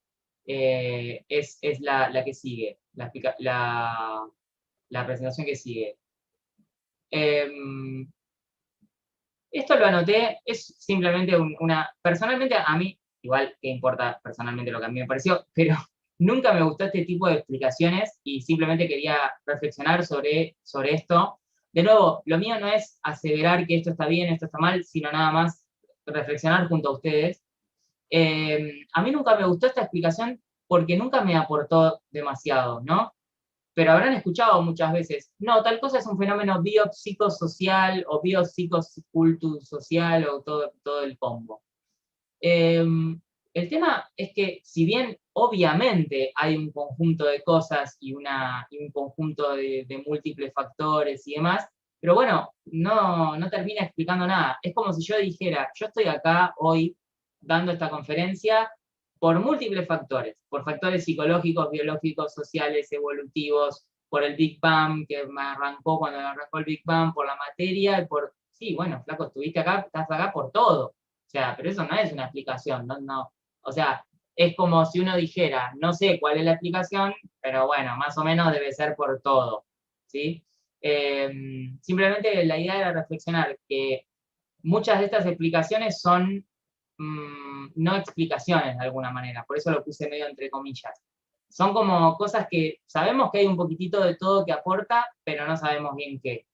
Y si bien está bueno para conversar o para decirlo, tenemos que tener en cuenta que no es una explicación, no termina siendo una explicación. Diapositiva siguiente, para avanzar un poquitito rápido. Acá lo que tienen es un resumen de todas las explicaciones que comúnmente damos en psicología y que yo me dediqué a desmenuzar o analizar en las diapositivas anteriores. O suelen ser mentales, psicoanalíticas, intrapsíquicas, inconscientes, cognitivas, conscientes, creencias centrales, automáticas, intermedias, etc., que nos hacen mediar con los estímulos. Esa es la hipótesis cognitiva, donde se verifica claramente que hay una filosofía como punto de partida más bien dualista. O fisiológica o biológica, están los que quieran explicar la conducta o las cosas psicológicas a partir del cerebro, de la biología, de los genes.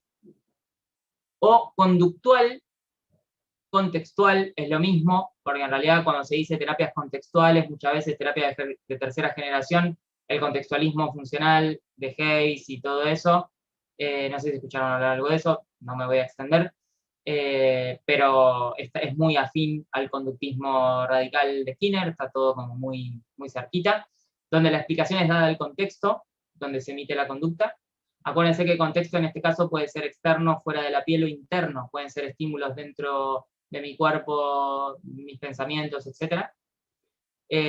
Ahí es en general la posición donde nos estamos ubicando hoy, donde yo me ubico, donde muchas personas de las terapias contextuales, etc. se ubican. Y podríamos marcar algunas explicaciones de contexto más macro, como explicaciones sociales, culturales, políticas, económicas, etc., ¿sí? Que no suelen ser objetos de nuestra disciplina. Bien, un poquitito más y ya terminamos. ¿Tengo tiempo, Jill? ¿Vengo bien? Sí, tenemos 20 minutos, así que tranquilo, Bueno, apuraste justo. bueno. Creo que con ese último pisar el acelerador un poquito llegué bien. ¿Preguntas hay? ¿O tenemos gente del otro lado que está escuchando todavía hasta ahora? Gente sí, preguntas no. Bueno, está bien, perfecto. Bien. Bueno, acá esto es una propuesta, nada más, una invitación a pensar, no tiene que ser entendido como lo que voy a presentar a continuación, como un ensayo, como una investigación, como algo, bueno, esto es lo que, digamos, es así como dice Nico ahora. No, es una propuesta, estoy jugando un poco con las ideas y dándome un poco el permiso en esta presentación. Así nos ve, me parece a mí, Aristóteles hoy si nos viera. ¿Sí? Aristóteles viendo cómo los psicólogos piensan hoy las causas. Aristóteles es un filósofo muy conocido, no hace falta que lo presente, que escribió un libro que se llama Física, y en ese libro él presenta una manera de concebir las causas. Y él piensa las causas de la siguiente manera, ¿no? Piensa que hay 4 causas de las cosas. La mayoría de las cosas, todas las cosas tienen 4 causas. Él dice que hay una causa que es material, que son las cosas, digamos, los materiales de los que están hechos las cosas. Hay una causa formal, que es la forma que tienen las cosas. Hay una causa eficiente, que es la acción que genera en el momento actual esa causa o ese cambio que queremos explicar, y una causa final que tiene que ver con el fin para el cual fue hecho esa cosa. Él en el libro Física, que lo pueden encontrar en internet si lo quieren buscar, da el siguiente ejemplo con la estatua, ¿no? Un ejemplo de la estatua. Entonces, por ejemplo, una estatua tiene una causa material en el sentido de aquello con lo que está hecho de una cierta materia, la estatua. Tiene una determinada forma, la estatua, puede ser que la estatua tenga rostro humano, o puede ser que sea una forma de un animal, o puede ser que sea un símbolo, tal vez un símbolo religioso, una cruz o alguna cosa, o lo que sea, la forma que tenga. Pero tiene una materia y una forma. Por otro lado, hay una causa eficiente que es el escultor que generó esa estatua con el cincel, no sé cómo se llama, lo que hace el escultor cuando esculpe, pero bueno, sus acciones al esculpir y al digamos, actuar sobre la materia es una causa eficiente en el sentido de que la genera, Y hay una causa final, dice Aristóteles, que es de algún modo el fin, la finalidad, el objetivo para el cual esa estatua fue hecha. Tal vez fue hecha para ser presentada en un museo, para estar expuesta en un museo, o para adornar alguna iglesia o alguna casa, tal vez, algún domicilio, algún lugar, no lo sé. Pero tuvo alguna finalidad para ser construida. Entonces, a mí me parece brillante este planteo de Aristóteles porque, y por eso un poco la diapositiva anterior del meme, entre comillas meme, no sé si eso fue un meme, de Aristóteles mirándonos y diciendo, che, yo escribí física y hablé de las 4 causas y medio que nadie me dio pelota, porque es tal vez un llamado de atención y una forma que tenemos de pensar las causas que nos puede resultar muy útil, ¿no? Y a mí se me ocurrió, en la siguiente diapositiva, si se entendió lo que presento en lo de las causas, si no hay alguna duda me dicen. La siguiente diapositiva es la otra, la de pensando la psicopatología desde las 4 causas. Y ahí yo lo que intento es ordenar en mi mente, en mi pensamiento, en mi reflexión, ordenar las ideas, ¿sí? Por eso les puse como un asterisco y ahí hay abajo un llamado de atención, que es que esto no debe entenderse como una aseveración o como un trabajo de investigación mío en el cual lo que yo les propongo tómenlo así como está, porque simplemente lo que estoy haciendo es jugando con las ideas, reuniendo las ideas, pero dado que la presentación me lo permitía, me animé a jugar un poquito con mis reflexiones y se me ocurre que esta es una buena manera de ordenar las ideas, siguiendo a Aristóteles, ¿no? Pensando en nuestra psicopatología actual y nuestro estado de cosas actual desde Aristóteles miles de años atrás. Y entonces podemos decir que hay una causa que es material, que es claramente la biología y la parte cerebral. Es un sustrato material que necesitamos para que haya conducta. No va a haber conducta si no hay un cuerpo, si no hay un cerebro, si no hay ningún tipo de partes del cuerpo. No se va a poder emitir una conducta. Eso es claro, que hace falta cierta biología, cierta materia, ¿sí? Y este es un punto muy, muy difícil de abordar para las terapias de tercera generación.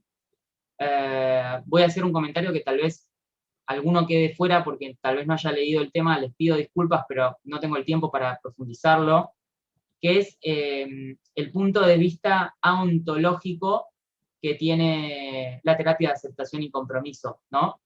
La terapia de aceptación y compromiso es una terapia muy, muy conocida hoy en día, muy interesante, a mí me gusta mucho, pero tiene una posición filosófica aontológica, es decir, no sin materia. Y entonces si bien es un punto interesante la de la validez pragmática que plantea, y la filosofía del contextualismo funcional y el pragmatismo, uno se pregunta, bueno, pero ¿en qué mundo ocurren los fenómenos? O sea, la pregunta que nos surge es ¿en qué tipo de materia? Porque no puede ser que no haya ninguna materia, o tendríamos que preguntarnos acerca de la materia, ¿no? Por eso en ese sentido el análisis de la conducta es más afín, si se quiere, a la filosofía científica en el sentido de presentarse como materialista y afín a los hechos naturales. Y bueno, el sustrato con el cual nosotros nos comportamos es un cuerpo, obviamente. Algún tipo de cuerpo, células, moléculas, etc. Los distintos niveles. Después a la causa eficiente, que es la que provoca o genera el movimiento del mismo modo que la acción del escultor provoca la forma de la escultura, podríamos llamarlo a los principios de aprendizaje, porque los principios de aprendizaje, tanto que la provocan como los estímulos que son condicionados, ¿no? Que están ahí marcados con la letra E, los estímulos condicionados que son una reacción a esos estímulos, nuestra respuesta es una reacción a esos estímulos, tanto como cuando se motiva una conducta en el sentido de la conducta operante, en la actualidad, en el momento que nos comportamos, podría ser considerado una causa eficiente de nuestra conducta en el estado actual. No es la materia es con lo cual hacemos la conducta, pero la causa por la cual la conducta se mueve, acciona, o se inhibe, podrían ser los principios de aprendizaje. Después hay una causa, en el sentido aristotélico, formal, que son las formas que tienen las maneras de comportarnos. Esas formas están tipificadas en el DCM, en los diagnósticos, en las categorías, son formas de los fenómenos, son descripciones, pero no son causas en el sentido eficientes ni materiales. Son simplemente acumulaciones de datos, de descripciones sobre esos fenómenos, ¿no? Y por último, esto ya es acá ya sí es arriesgado mi planteo, porque ya les digo, como les decía recién, estoy simplemente jugando con las ideas, pensando que la causa final podría ser entendida como un nivel contextual más macro que enmarca la conducta, que son los niveles sociales, políticos, culturales, económicos, etc. ¿Sí? Son esos contextos que nos dan, de algún modo, sentido o finalidad a las acciones que queremos realizar o a las acciones que intentamos pero no podemos realizar, etc. Están dadas en algún contexto más macro, además de estar causadas por los principios de aprendizaje y por tener una determinada materia biológica que puede estar con algún problema o no, bajo alguna sustancia o no, etcétera, etcétera. Pero me parecía una buena manera de reunir toda esta complejidad de causas y de cosas que les decía recién. Bueno, básicamente mi presentación termina con eso. Hay un par más que, si Gilda y Psicotemas me permite, voy a compartir, que es simplemente una invitación a... ¿Me permitís, Gil, decir esta pequeña aviso parroquial, si se quiere? ¿Está bien? Sí, obvio, no podía prender el micrófono. Sí, sí. Dale. Buenísimo. Es acá, ¿no? En esta... Sí. Uno más abajo. Acá con la anterior de las causas aristotélicas y la relación actual yo termino, y en la siguiente presentación hay una invitación para todos los que estén estudiando psicología o, bueno, aprendiendo psicología, que me imagino que todos los que están del otro lado están en esa. Yo lo que generé es un pequeño ebook de iniciación a la clínica, de descarga totalmente gratuita, que lo hice con los fines de que ustedes no sufran todo lo que nosotros tuvimos que sufrir cuando nos recibimos, porque sé que la Facu tiene 0,0 herramientas. No quiero ser muy extremo con esto, pero bueno, muy poquitas herramientas, al menos respecto de esto que nos gusta a nosotros, ¿no? Respecto a otros temas, puede ser que haya. Así que si quieren descargar ese libro totalmente gratuito, que está tanto en formato de texto como de audio, tenemos la suerte de que estén los dos formatos, texto para lectura en PDF y audio, lo pueden descargar en nuestro Instagram, que es eduquera.psi, o también en ese link que lo pueden escribir en el navegador, bit.ly/empezar-en-medio clínica, o en nuestro Instagram van a tener la posibilidad de poner su correo y les va a llegar automáticamente el libro. Más allá de estos avisos parroquiales finales, la última presentación es de agradecimiento. Así que muchísimas gracias a Gilda, a Psicotemas. De nuevo, felicitaciones por lo que organizaron. Para mí, un honor y un gusto estar compartiendo con colegas de la talla que compartí y de los cuales, como les decía hace un ratito, yo aprendo día a día. Así que, más allá de todo, súper agradecido y espero que en algo les haya aportado esta pequeña presentación.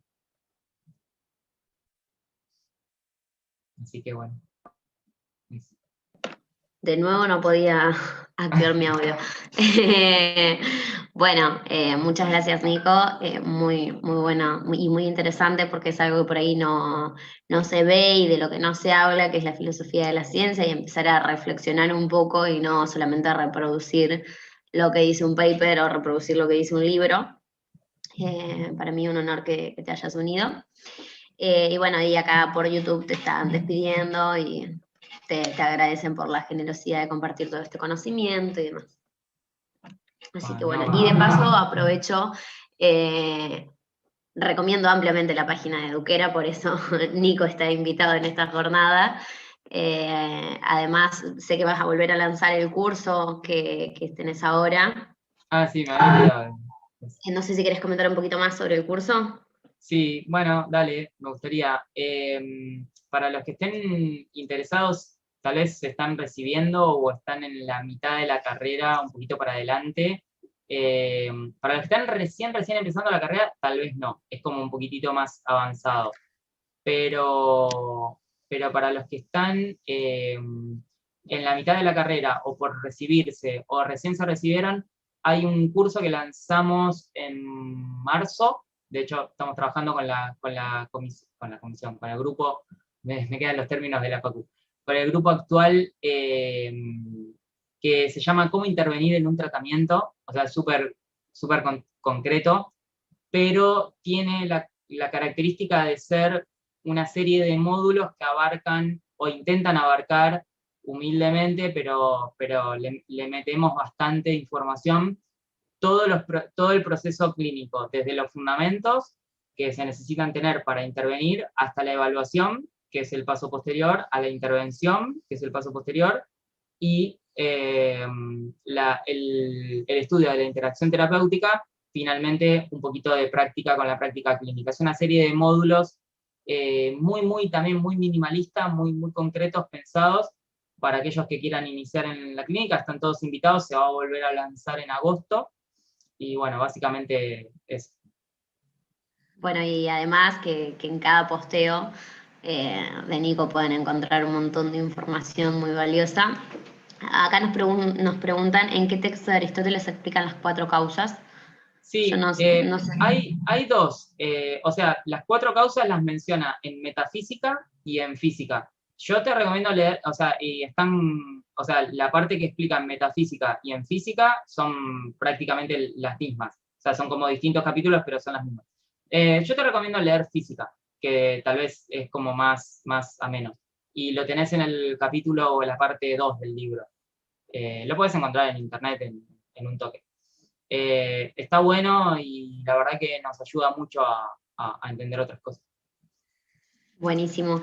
Además recuerdo que está el cupón de descuento de psicoterapiascontextuales.com, en donde se pueden matricular para cualquiera de sus cursos con un 10% de descuento. Lo único que tienen que hacer es poner el cupón de descuento de Psicotemas 21, todas las personas que están participando de la jornada, y el cupón dura hasta el 15 de marzo, así que tienen hasta el lunes para hacer esto. Y Marcela nos pregunta si el curso es sincrónico. El curso actualmente es sincrónico y asincrónico. O sea, es como un raro eso, porque todos me preguntan lo mismo y cuando le digo que son las dos cosas me dicen, hey, ¿cómo?